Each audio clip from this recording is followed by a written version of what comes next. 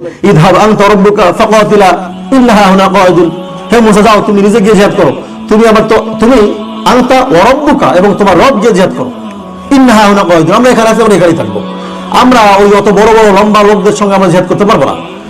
মুসা আলাইহিস সালাম একাই গেলেন জিহাদের জন্য, একাই গেলেন। তখন তার লাঠি দিয়ে তাদের পায়ের গোড়ালির মধ্যে আঘাত করলেন, তারা সবাই একের পর এক পড়ে গেল, সবাই আল্লাহর হুকুমে তারা সকলেই একের পর এক পড়ে গেল আর মারা গেল। তো এই নুসরাতটা, এই সাহায্যটা কার পক্ষ থেকে আসছে? আল্লাহর পক্ষ থেকে আসছে। মুসা আলাইহিস সালামকে যখন ফেরাউন ধাওয়া করলো, যখন নদী পার হয়ে গেল, সেখানে রাস্তাটা করে দিলেন কে? মুসা আলাইহিস সালাম কি জানতেন যে সেখানে রাস্তা হবে? তিনি জানতেন সেখানে সমুদ্র, এটা নদী আছে, এখানে আমাকে এখানে যেতে হবে, আমার যাওয়া পর্যন্ত সেখানে ক্ষমতা আছে, আমি সেখানে যাব, আর রাস্তা পার করার ক্ষমতা আল্লাহ পার করে দিবেন আমাকে। তো মুসা আলাইহিস সালাম সেই নদ পর্যন্ত যখন আসলেন, নদী পর্যন্ত আসলেন, এসে তিনি দাঁড়ালেন, তার ক্ষমতা যখন শেষ, সে আর পার হইতে পারবে না, তখন আল্লাহর ক্ষমতা শুরু, তখন আল্লাহ তাআলা তাকে সাহায্য শুরু করলেন। ব্যক্তির ক্ষমতা যখন শেষ, আল্লাহর নুসরাত, আল্লাহর সাহায্য তখন থেকেই শুরু।